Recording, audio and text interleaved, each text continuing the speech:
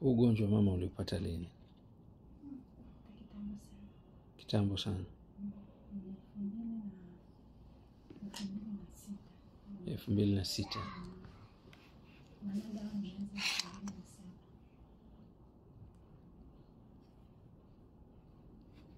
2006.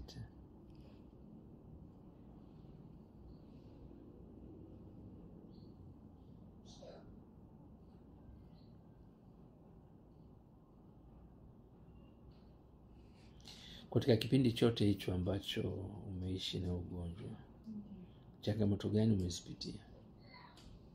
Changamoto nilizopitia ni kuchoka. Na hii inanijia kunitokea kwa usoni. Pua kuharibika. Inawasha sana. Inawasha sana. Tangu nimeanza kutumia hizi dawa. Nasikia mwasho lakini sio ule mwasho tena. Maana kila siku niendapo kwa mgonjwa nilikuwa nameza Piriton. Kila siku. Kila siku. Nikimeza dawa. Lakini tangu nimeanza hizi dawa nimeza Piriton ila nasikia mwasho kwa mbali. Kwenye ngozi nikipigwa na kaupepo. Nikasikia. Hospitali husika walikusaidia nini? Ndio hospitali unatibiwa dawa. Nakuja mwingine napaka, saa nyingine unameza. Lakini kitu kinabaki pale pale. Umesema Moshi uko njia panda. Kwa hiyo ni mkazi wa Moshi, kwa maana umezaliwa pale, unakuwa pale au? Mimi mkazi wa pale, pale njia panda. Nilifanya kununua kwa kiwanja. Lakini mimi kuzaliwa kabisa, nilizaliwa wilaya ya Rombo. Rombo. Ndio ulipozaliwa. Lakini sasa pale nilinunua kwa kiwanja. Ndio ukaanza kujenga hapo, ukawa unaishi hapo. Okay.